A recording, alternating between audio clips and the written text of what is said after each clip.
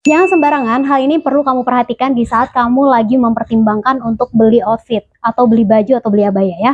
Nah, di sini aku pengen bahas dulu pertama soal bahan crinkle eye flow. Kalian tahu bahan crinkle eye flow itu adalah bahan yang sering banget kan berseliweran kalau misalnya kita lagi cari-cari info soal abaya atau soal kerudung, itu banyak banget yang bahan crinkle eye flow.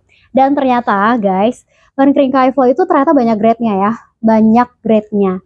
Jadi tuh misalkan nih bahan crinkle eye flow, kamu punya kesan sesuatu sama bahan crinkle eye flow, kamu nggak bisa sama ratakan karena dia tuh ada grade-nya beda-beda. Aku pernah punya ya, ada beberapa varian bahan crinkle eye flow yang aku pernah punya. Itu ada bahan yang dari yang kasar sampai yang halus tuh ada. Ternyata beda-beda. Jadi beda beda grade gitu loh, beda kualitas. Dan kalau sekarang-sekarang ini aku bisa bilang sih kayaknya tuh 70% dari outfit aku, bahkan mungkin 85% kali ya, itu ternyata itu pada bahan-bahan crinkle eye flow semua. Kenapa bisa kayak gitu? Karena ternyata ini kita bahas kelebihannya dulu ya. Bahan crinkle eye flow itu ternyata bahannya apa ya?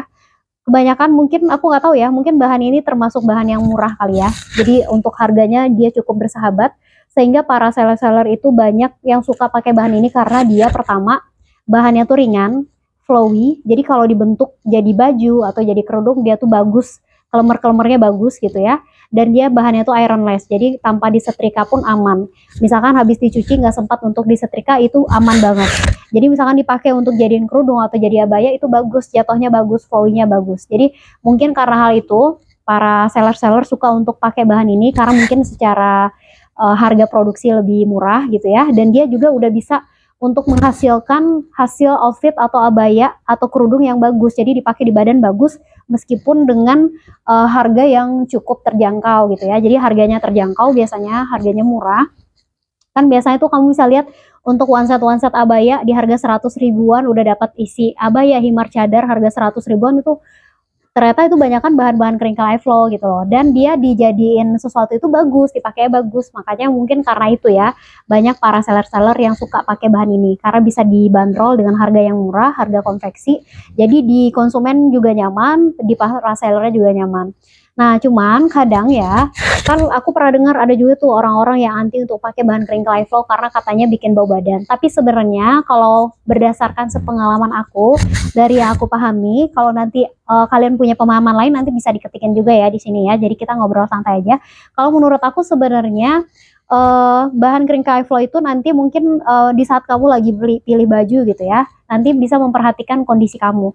Kalau misalkan menurut kamu, kamu tuh orangnya gampang berkeringat atau mudah berkeringat gitu ya, dan punya masalah sama bau badan, memang mungkin tidak disarankan untuk pakai bahan crinkle eye flow. Tapi kalau misalkan kamu juga produksi keringatnya sih standar, tidak ada masalah sama bau badan sih, menurut aku sih aman-aman aja. Karena so far so good gitu ya. Dan jadi menurut aku juga sebenarnya bahan crinkle eye flow ini tuh bisa jadi solusi untuk para penjual dan juga para pembeli, karena untuk di harga yang murah udah dapat yang bagus gitu. Jadi kalau misalkan nih kamu budgetnya 100 ribuan, nggak masalah sih sebenarnya pakai beli kerudung-kerudung atau apa ya, kayak set-set abaya atau kerudung yang harga 100 ribuan yang bahan-bahan crinkle eye flow itu udah worth to buy sih menurut aku, udah nyaman untuk dipakai. Ini aja yang aku pakai crinkle eye flow karena aku tadi bilang kan kayaknya 85% outfit yang saat ini aku lagi punya tuh ternyata bahannya crinkle eye flow, karena rata-rata aku beli yang 100 ribuan gitu ya. Dan menurut aku juga untuk model-model kan udah bisa dibikin bagus-bagus gitu loh, dipakai di badan juga udah oke, jadi nggak ada masalah sebenarnya. Tapi mungkin ya itu tadi ya catatannya, kalau misalkan kamu punya masalah gampang berkeringat atau keringat berlebih atau ada masalah sama bau badan sih, mungkin memang agak kurang disarankan ya. Tapi kalau misalkan tidak ada masalah sih nggak apa-apa gitu. Misalkan kayak tadi kamu yang keringat berlebih atau ada masalah sama bau badan sih, mungkin lebih baik pakai yang bahan-bahan rayon gitu, karena kalau bahan rayon itu dia cenderung apa ya, mungkin untuk sirkulasi lebih aman kali ya, kayak gitu sih. Itu menurut aku ya, berdasarkan yang aku pahami.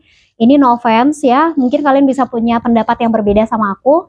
Kalau kalian yang lagi simak video ini, menurut kalian gimana? Ada punya kesamaan pemahaman atau kalian punya pengalaman yang berbeda sama crinkle eye flow? Menurut kalian beli abaya atau kerudung berbahan crinkle eye flow masih oke atau enggak? Boleh sambil di komen ya. Kita ngobrol-ngobrol santai aja. Terima kasih. Assalamualaikum.